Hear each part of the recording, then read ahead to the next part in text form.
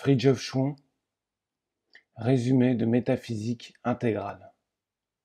Chapitre Épreuve et bonheur. Puisque le mal est inévitable dans le monde, il est inévitable également dans le destin, nécessaire dans l'économie de la réalité objective qui nous entoure, il est non moins nécessaire dans l'expérience du sujet témoin. Aux imperfections du monde se joignent les épreuves de la vie. Il faut tout d'abord répondre à la question de savoir pourquoi on appelle, entre guillemets, épreuves, les expériences pénibles que l'homme doit traverser.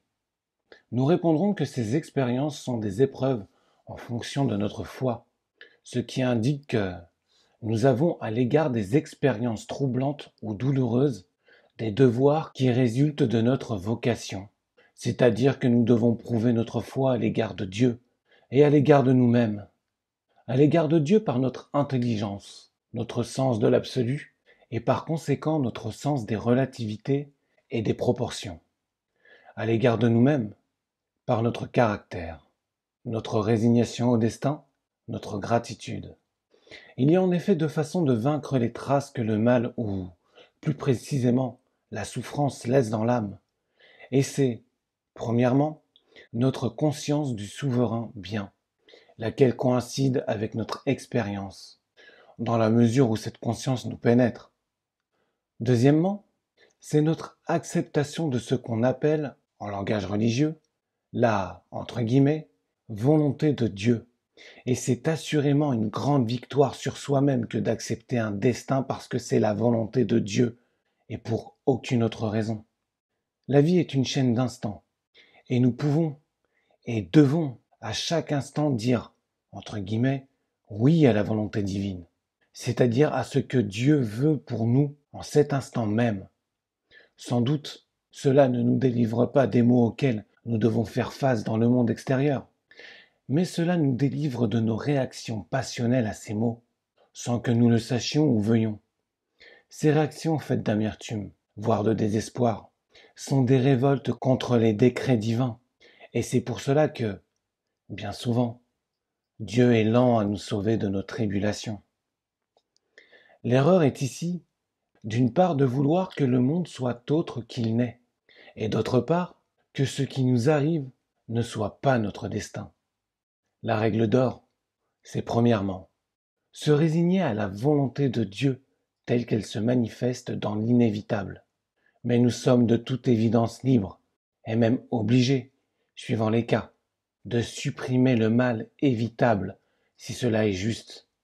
Et deuxièmement, avoir confiance dans la justice et la bonté de Dieu et mettre nos soucis entre ses mains, et en accomplissant nous-mêmes ce que nous pouvons ou devons accomplir en toute équité. Car, entre guillemets, aide-toi, le ciel t'aidera. Fermez les guillemets. L'épreuve n'est pas nécessairement un châtiment, elle peut être aussi une grâce, et l'un n'empêche pas l'autre. En tout état de cause, l'épreuve en soi, non seulement prouve ce que nous sommes, mais aussi nous purifie de ce que nous ne sommes pas. Mais il y a également la sainte gratitude. Nous entendons par là notre conscience des dons divins qui nous font vivre et dont, par simple habitude, nous avons perdu conscience. La gratitude, la capacité d'apprécier même les petites choses, fait partie de la noblesse de l'âme, comme la générosité. Ces deux vertus nous aident, ensemble avec la foi, à porter les fardeaux que le destin nous impose. Dieu nous aide à porter nos fardeaux quand nous les portons avec foi et magnanimité. Il faut se garder de succomber à l'hypnose du monde qui nous entoure et qui nous renforce dans notre sentiment d'être exposé à mille dangers. C'est comme si on marchait sur un sentier étroit entre deux abîmes. Quand on regarde à gauche et à droite, on risque de perdre son équilibre. On doit au contraire regarder tout droit devant soi et laisser le monde être le monde. La raison d'être de notre vie est devant nous, et c'est là l'une des significations de l'injonction de ne pas regarder en arrière quand on a mis la main à la charrue. Il faut regarder vers Dieu, au regard de qui tous les gouffres du monde ne sont rien. Indépendamment des épreuves de la vie, lesquelles concernent notre foi et notre perfection morale, il y a des épreuves rituelles et initiatiques, lesquels se réfèrent à nos qualifications spirituelles supérieures. On les rencontre dans les mystères égyptiens et gréco-romains de l'Antiquité et plus tard dans les initiations artisanales de l'Europe chrétienne. D'une part, ce sont des actions symboliques qui représentent divers aspects de la Maya cosmique que le néophyte est censé vaincre en lui-même. D'autre part, ce sont des, entre guillemets, pierres de touche, destinées à provoquer chez le néophyte des réactions qui prouvent sa qualification, ou au contraire, sa disqualification, pour le dépassement de soi. Car la voie initiatique, par définition, vise à des opérations qui risquent d'entraîner des déséquilibres et des chutes. Il faut donc éviter que s'y engagent ceux qui ne remplissent pas les conditions requises. Mais ceci ne saurait signifier que ces épreuves rituelles se rencontrent partout où il y a initiation et méthode correspondantes. Car il y a d'autres moyens, soit de mettre à l'épreuve nos capacités, soit d'amortir les chocs psychiques, le cas échéant. Ces moyens sont surtout d'ordre moral, alors que, dans les mystères antiques et artisanaux, ils sont plutôt d'ordre, entre guillemets, alchimique, si l'on peut dire. Les épreuves initiatiques les plus importantes ou les plus caractérisées sont peut-être, entre guillemets, l'épreuve de l'eau et, entre guillemets, l'épreuve du feu. La première semble se référer à la Maya douce et séduisante, et la seconde à la Maya terrible et destructrice. C'est-à-dire qu'il faut braver non seulement le, entre guillemets, chant des sirènes, mais aussi les, entre guillemets, dragons. Les deux puissances sommeillent en nous et se réveillent dès que nous cherchons à dépasser leurs plans. Mais elles existent a priori dans le macrocosme dont nous faisons partie et que nous réalisons en mode individuel et subjectif.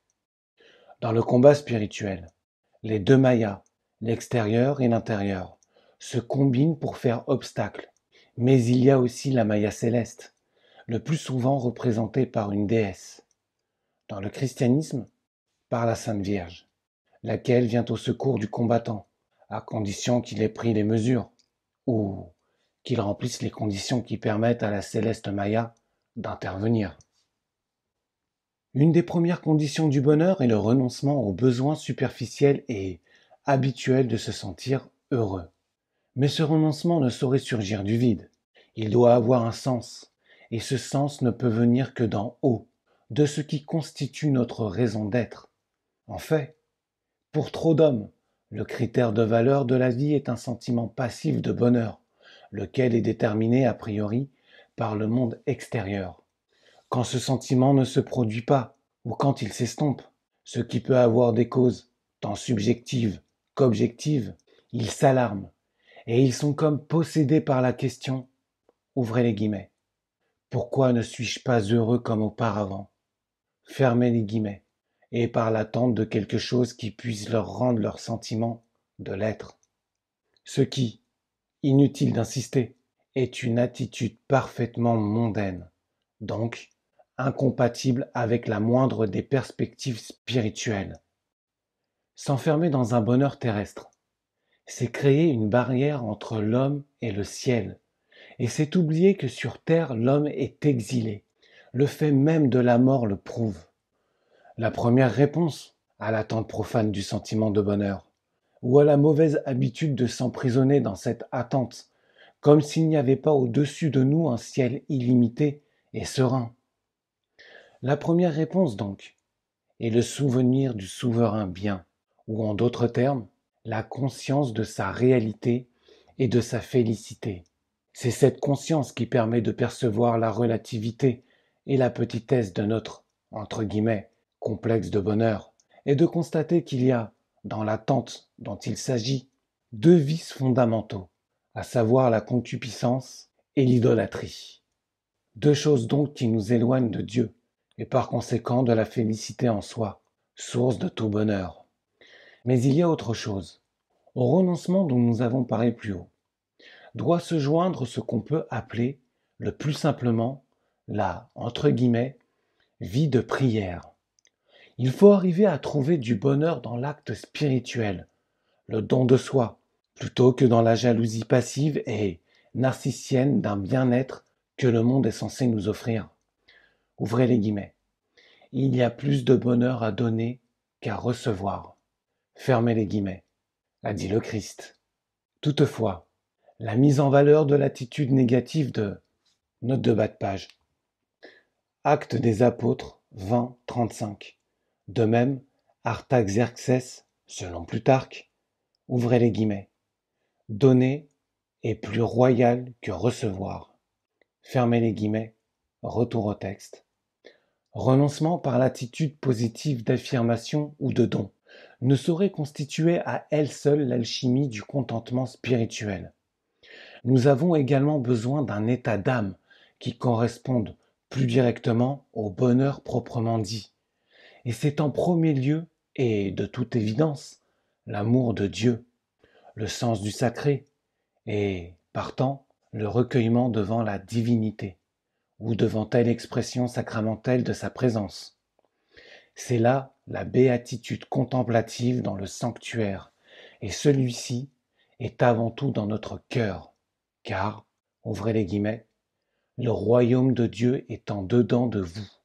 Fermez les guillemets.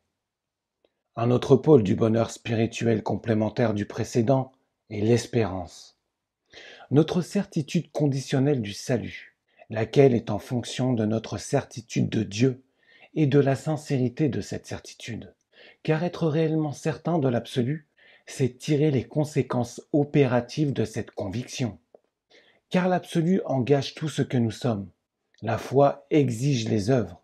Ce ne sont pas celles-ci par elles-mêmes qui opèrent la salvation, mais elles font partie de la foi qui, elle, ouvre notre âme immortelle à la miséricorde salvatrice.